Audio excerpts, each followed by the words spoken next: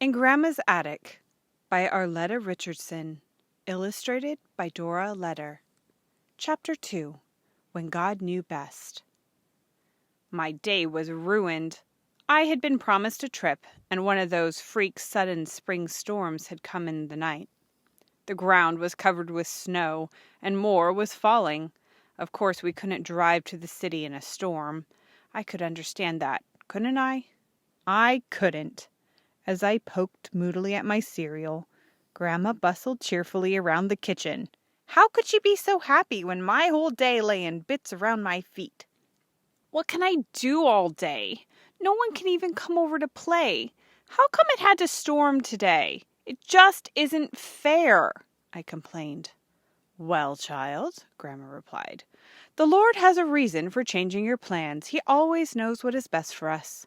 This I doubted, but since Grandma was so much better acquainted with the Lord than I was, I didn't like to dispute her.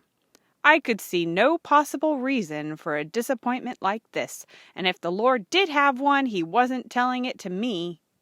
Finally, finished with breakfast, I stared grumpily out the window. Grandma's voice broke into my unhappy thoughts. I'm going to tie a quilt today. Maybe you'd like to help. That would be better than nothing, I guessed.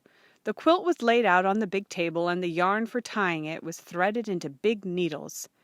In spite of myself, I found the bright-colored quilt pieces fascinating. Look, Grandma, I exclaimed. Isn't this a piece of your dress? I remember it when I was just little. I tried to pick the flowers off in church. Grandma laughed. Yes, that was my dress all right, and here's a piece of your uncle's first suit with long pants. Oh, how proud he was of that suit. And here's your mother's first school pinafore.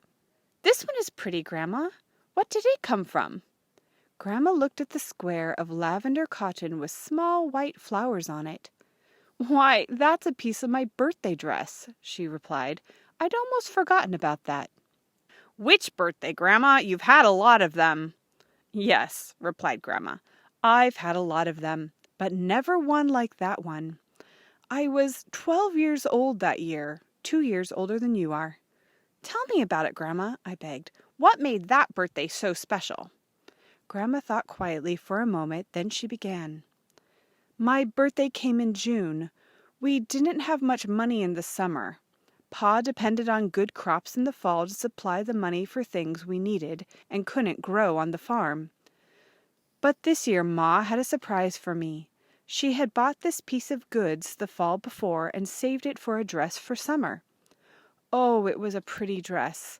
There were tiny tucks in the waist, and Ma had put homemade lace around the neck and sleeves.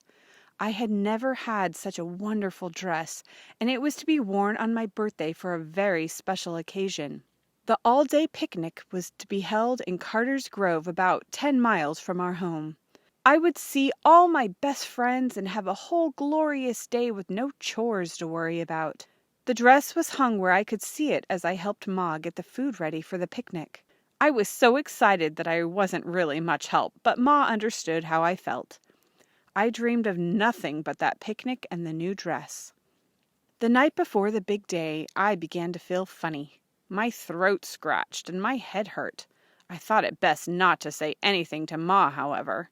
Nothing was going to spoil that picnic. But when morning came, the dreadful truth was known. I was sick. I struggled bravely to the table, but Ma took one look at me and announced, Mabel has the measles, Pa. You'll have to take the boys and go on to the picnic. I'll stay home with her. Oh, what a dreadful disappointment, not to be able to wear that beautiful dress or see my friends or celebrate my birthday. Ma did her best to comfort me, but I would not be comforted. The Lord has a reason for it, she said, but I wouldn't believe it. There couldn't be any reason for a disappointment like this. I shifted uncomfortably in my chair, aware that I had thought exactly the same thing just a short time ago. But Grandma seemed not to notice and went on with her story. I dozed off and on through the day, between times feeling very miserable and sorry for myself. Finally, toward evening, the buggy turned into the lane, and Pa and the boys returned from the picnic. As the boys hurried to the barn to take care of the chores, Pa remarked, Well, Mabel can be glad she didn't go to the picnic in her nice new dress today. Glad? Whatever did he mean? How could I be glad to have missed the big picnic of the year? Pa was going on. Carter's River is pretty high today, and the children were warned to stay away from it, but the little girls forgot, I guess. They wandered too close and slipped in. The current was so strong that they were carried nearly to the pasture before we could get them out. They were a scared bunch of girls, I'll tell you. They all had to be taken home. Pa looked at me reflectively. Your friend Sarah Jane ruined her good dress, he said, and you would have been right with her. This was true, I knew. We were always together, and what if we hadn't been pulled out in time? Why, this might have been the last birthday I would have had. As the rest of the family ate supper, I thought about the day and Ma's comment that God had a reason for my staying home. Maybe I did believe it, after all. I wore my birthday dress a little late, but whenever I wore it, I was reminded that God orders the lives of His children for their good. Grandma and I continued to tie the quilt in silence.